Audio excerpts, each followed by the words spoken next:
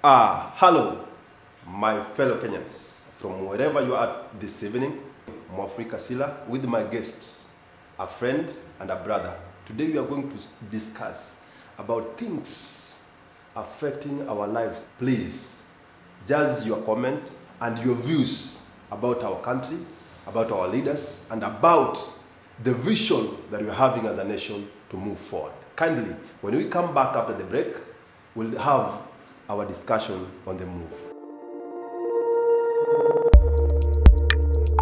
Audio Jungle.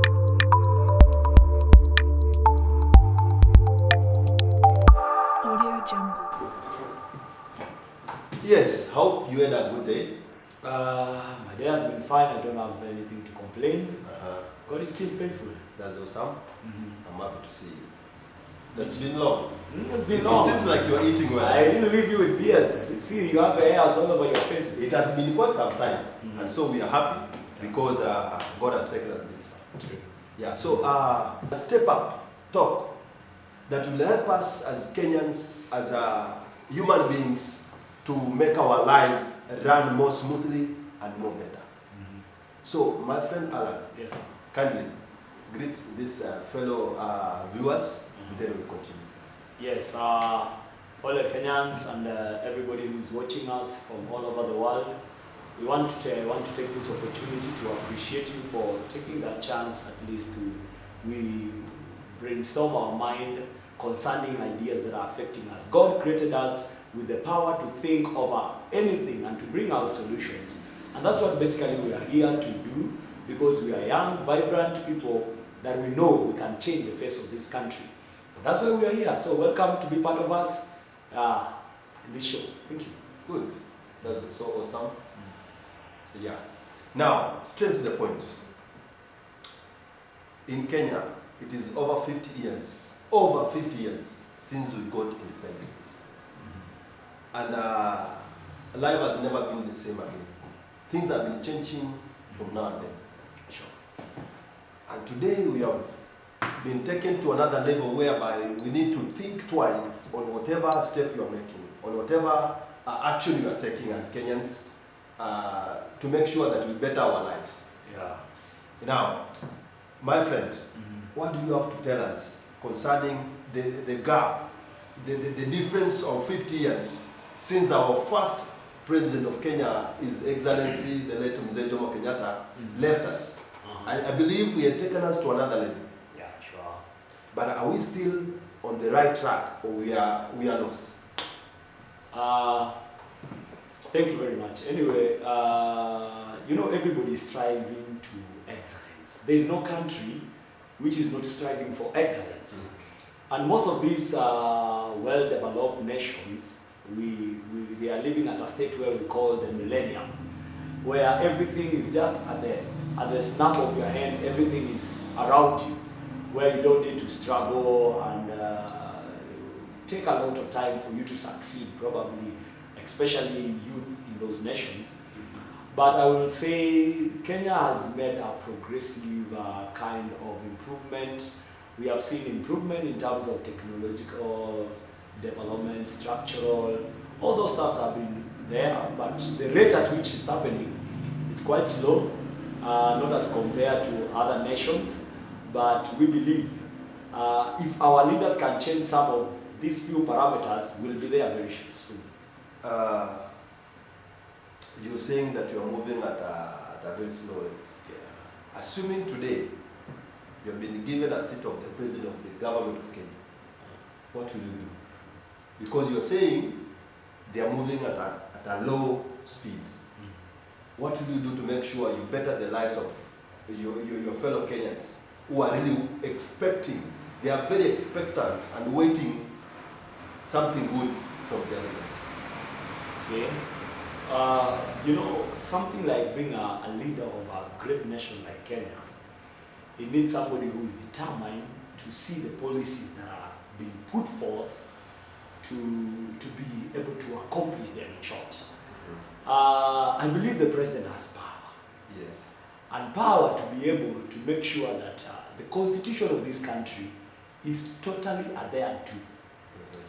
The only thing that is delaying us from getting to the level of other nations is because we are talking a lot without engaging what is accorded of us as Kenyans. Because the constitution is guiding us. And everybody, like, let's say for example, the idea of corruption. If only we can follow the due processes that are needed, if somebody is alleged to be corrupt, in this country there are so many people who are corrupt, for sure, who are in power. And if only we can take down the initiative of getting hold of this money, these resources that are getting lost in the pockets of very few individuals, then there are some of the things we will not be struggling with. Some of the solutions Kenyans, as youths in this country, we are crying for, will not be an issue.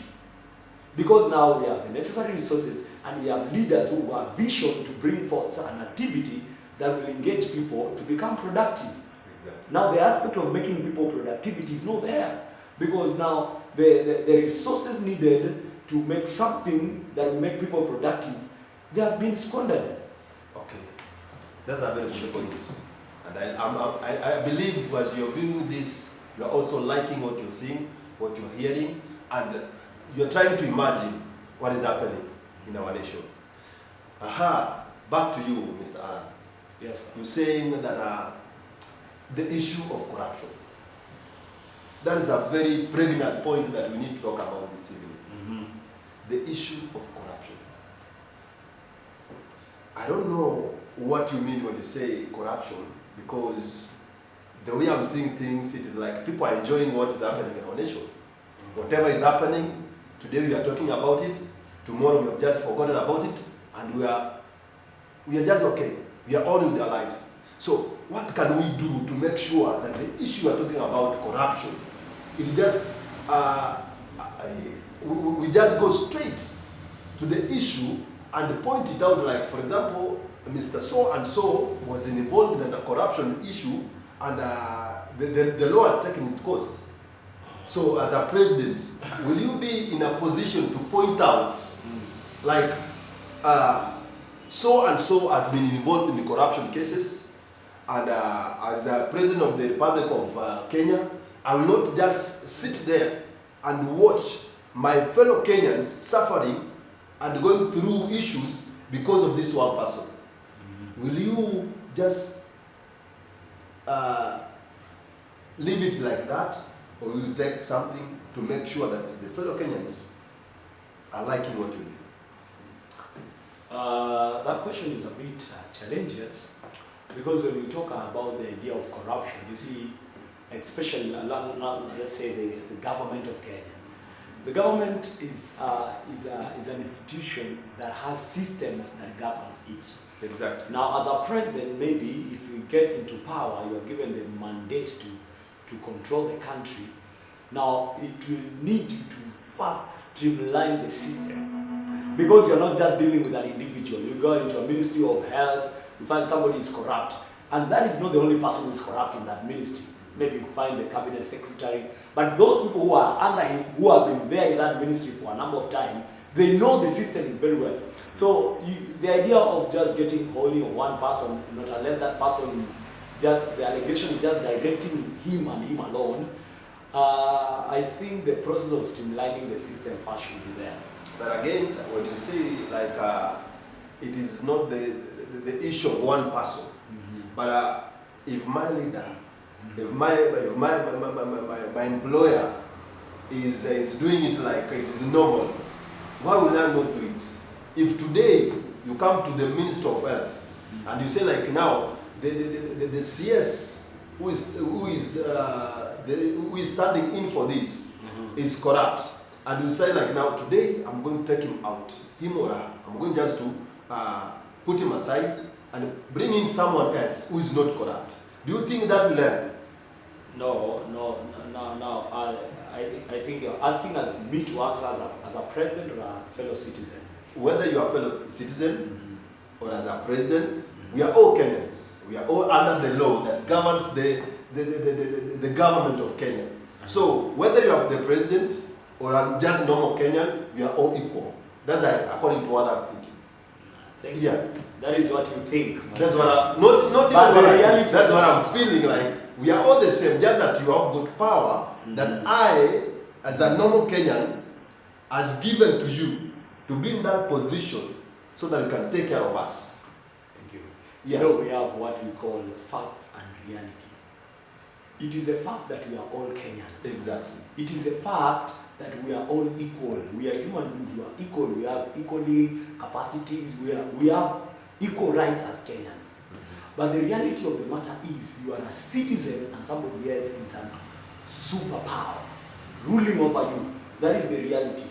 And now, when you start talking about demolishing people who are corrupt, then you just first understand where are you.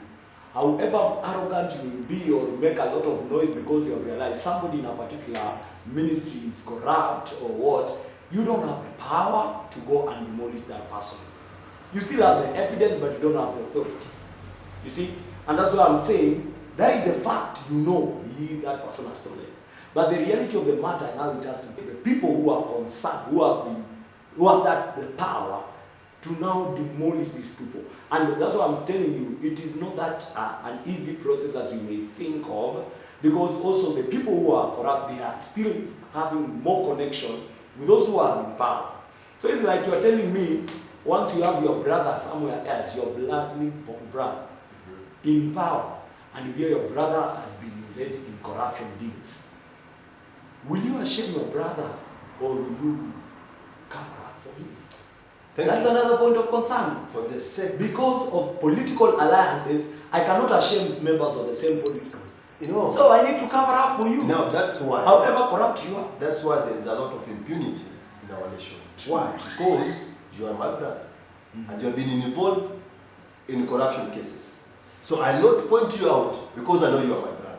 But let me assure you one thing: for us to be clean and for us to make sure that you are making a step ahead and leaving all this issue of corruption behind, whether you are my brother, whether you are my father, whoever you will be, when I'm in a position to point you out and tell you, my friend, this is wrong, I will. That one will help us. Even in Christianity, if you come to church today and whatever you are putting on, whatever you're saying, whichever the style you are working with, if it is not affecting the life of fellow Christians positively, my friend, I will not hesitate to point you out and tell you this is wrong. You understand? And if all of us as Kenyans will have that courage to point someone out and tell him or her, whatever you are doing is wrong, my friend, from that minute, things will just change automatically. You understand? But if we continue covering up because this is our brother, this is somebody from our tribe, this is from our region, we will not go anywhere.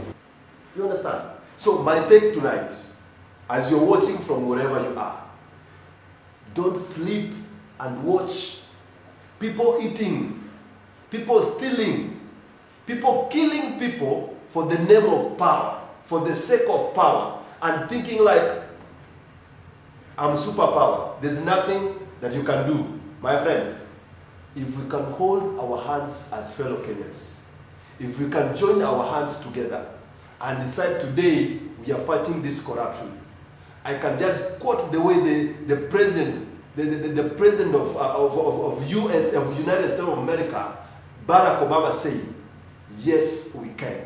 And I want to tell you point blank, yes, we can. No matter how far corruption has gone, we can still find back and bring our resources back, whatever that has been stolen, and we all will enjoy and be and grow as a nation.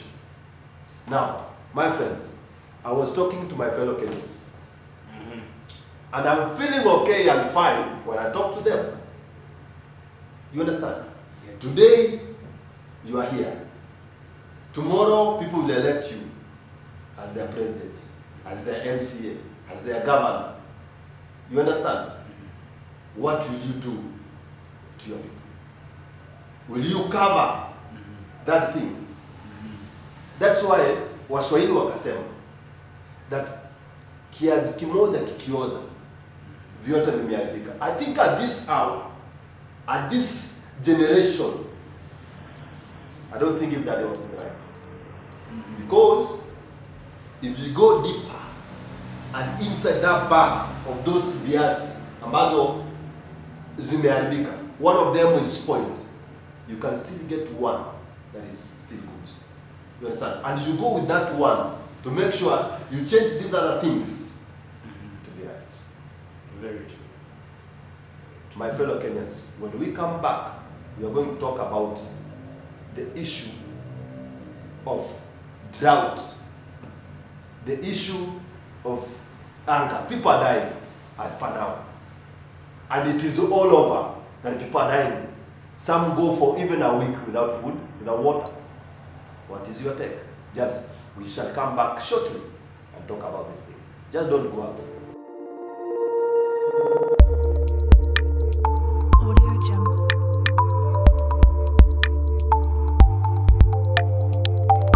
Audio Jungle. Welcome back.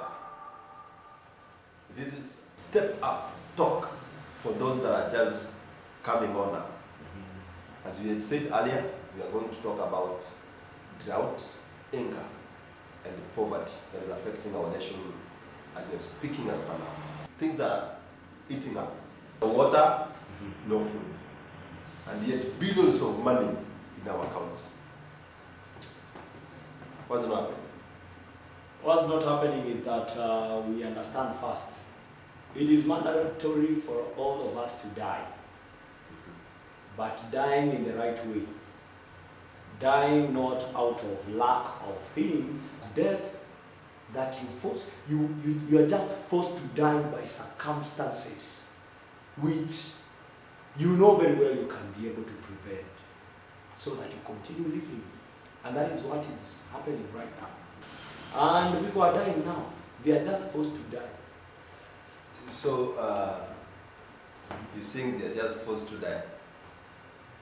How are you feeling when you seeing people die because they are forced to die?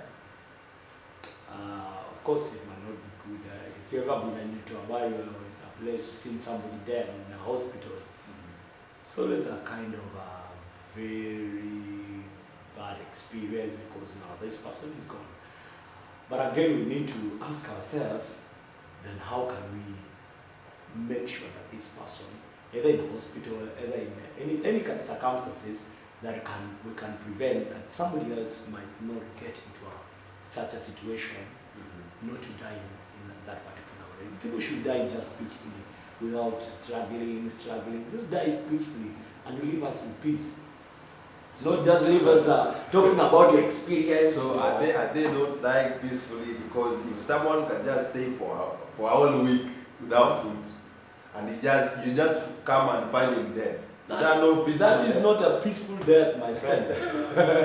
That is circumstance. The situations around you has basically just pressed you down that you cannot do anything.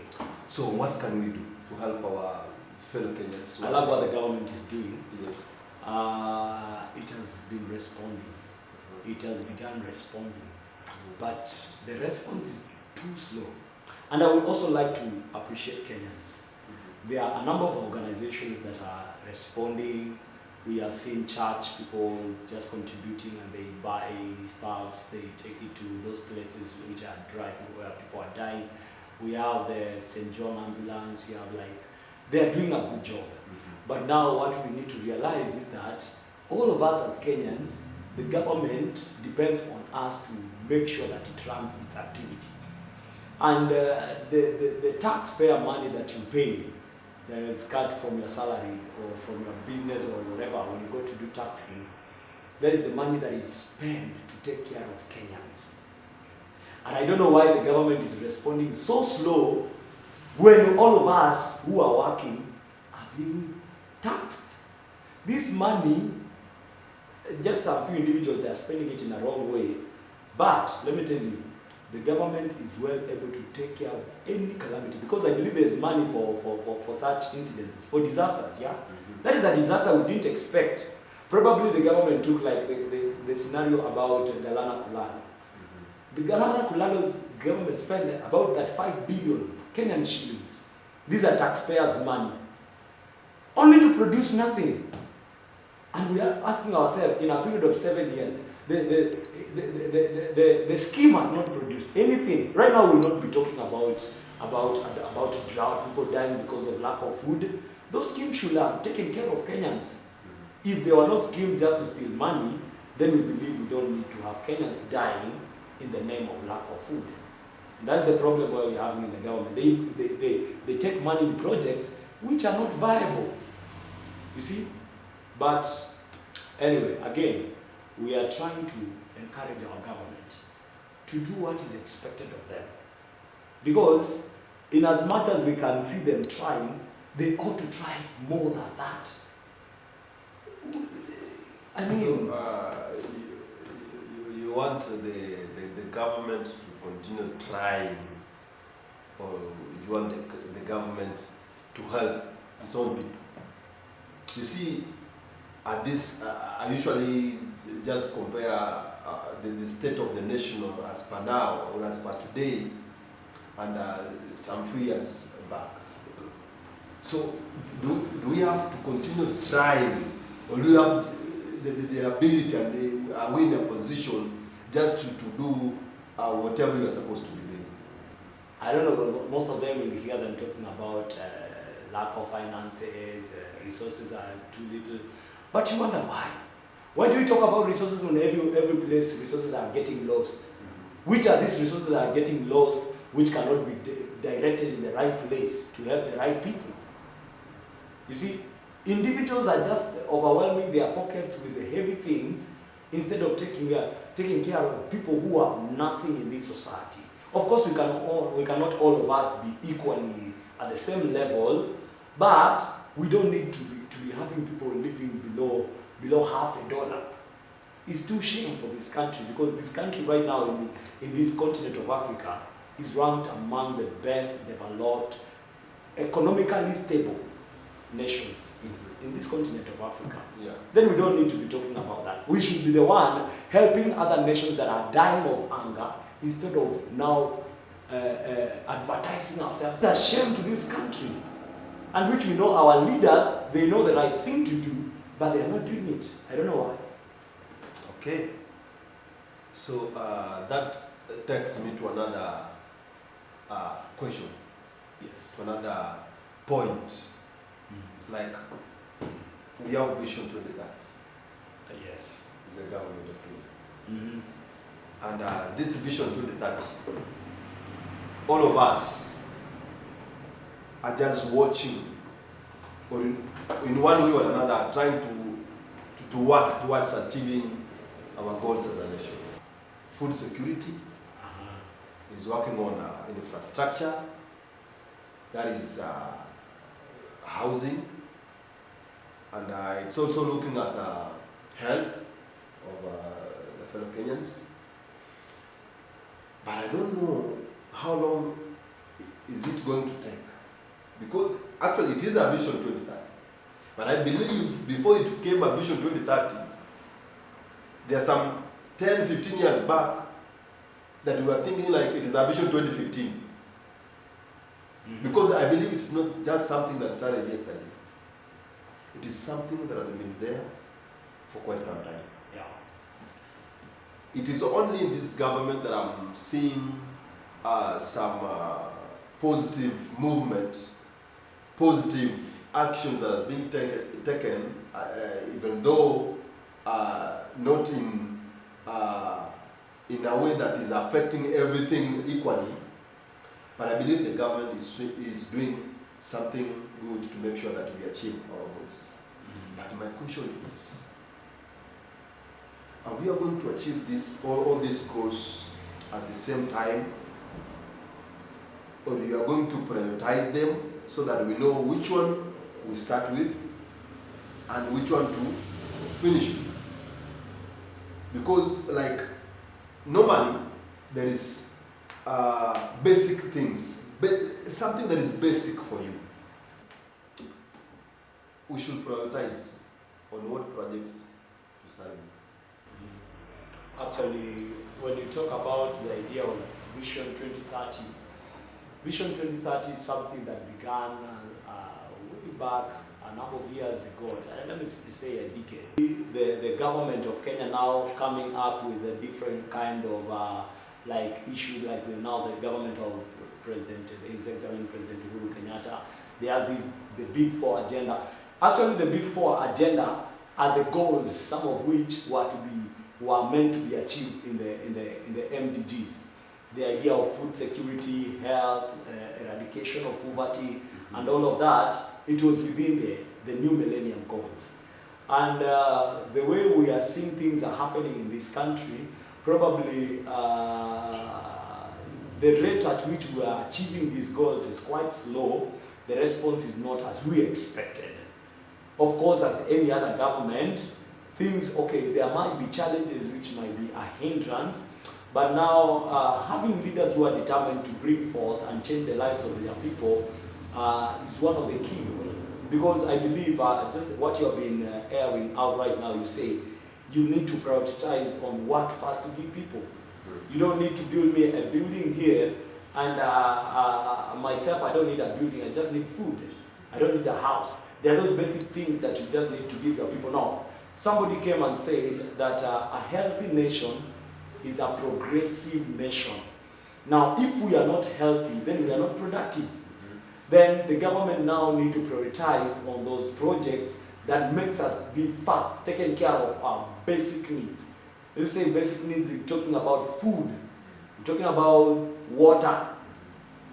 Like there is plenty of this, so that when you work, there is inside satisfaction, your body is taken care of. And then health.